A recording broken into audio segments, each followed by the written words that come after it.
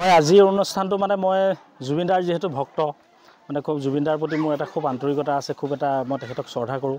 তেখেতে বিচাৰিছিলে যে অসমখন নাহৰৰ হওক, তো সেই উপলক্ষে মই তেখেতৰ প্ৰতি শ্ৰদ্ধা জনাই তেখেতৰ প্ৰতি মই মোৰ অজস্ৰ শ্ৰদ্ধা নিবেদন কৰি মোৰ এই ৫ নং পূৰ্বজ্যোতি প্ৰাথমিক বিদ্যালয়ৰ পৰা আজিৰ পৰাই মানে এই নাহৰ পুলি ৰোপণৰ এটা অনুষ্ঠানৰ কাৰ্যসূচী আৰম্ভ কৰিছোঁ। আজি বুলিয়ে নহয়, প্ৰথম আজি ইয়াতে আৰম্ভ কৰিছোঁ। আমি শুভাৰম্ভণি কৰিছোঁ, 100 জোপা নাহৰ ৰোপণৰ ব্যৱস্থা কৰিছোঁ।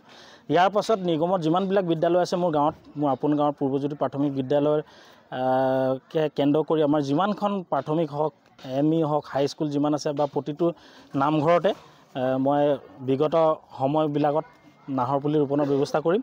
তো আজি সেই উপলক্ষে ইয়াত আৰু এই স্কুলখনৰ লগত মোৰ এটা স্মৃতি জড়িত হৈ আছে, যিহেতু প্ৰথম এই বিদ্যালয়খন মোৰ দেউতাই প্ৰতিষ্ঠা কৰিছিলে আৰু তেখেত প্ৰতিষ্ঠাপক প্ৰধান শিক্ষক আছিলে।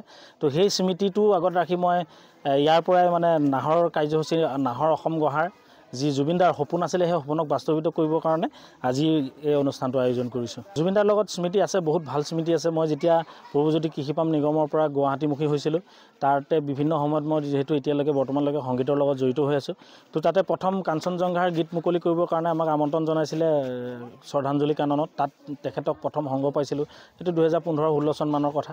তাৰপাছত বিগত বহু সময়ত তেখেতৰ লগত লগ হৈ থকা যায়। মৃত্যুৰ দুমাহমান পূৰ্বেও এটা বিশেষ এটা গীতৰ কাৰণে তেখেতৰ ওচৰলৈ যোৱা হৈছিলে, যিহেতু তেখেতৰ গীতসমূহ মই কভাৰ মোচাপ, ৰোমান্টিক গীতসমূহ, বিহু গীতসমূহ মোচাপ চং হিচাপে মই নিৰ্মাণ কৰিছোঁ বিভিন্ন সময়ত, আৰু কিছুমান গীত মই কবিতা লগায়ো, কবিতা সংযোজন কৰিও গীত বনাইছোঁ।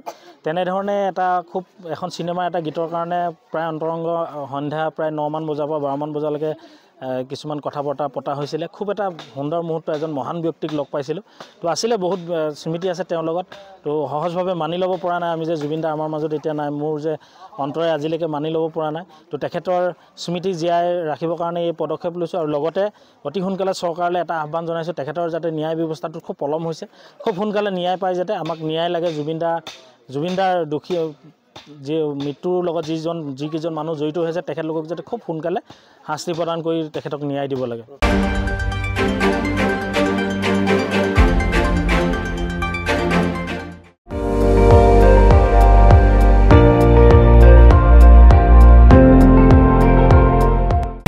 আপুনি চাই আছে ND24, সৰ্বশ্ৰেষ্ঠ নহয় সৰ্বোত্তমৰ দৌৰত।